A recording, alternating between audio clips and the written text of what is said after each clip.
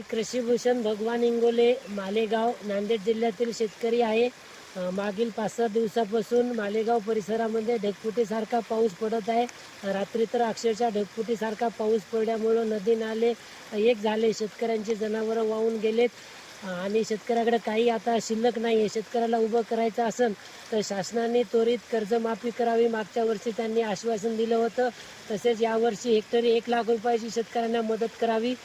शेतकऱ्यांच्या मुलांची फीस असेल ती फीस यावर्षी माफ करावी व शासकीय कर्मचाऱ्यांनी पण ढोबळ मनाने शेतकऱ्यांना मदत करावी, देवस्थानाने पण शेतकऱ्यांना मदत करावी, तरच माझा शेतकरी उभं टाकेन आणि या संकटापासून वाचेल।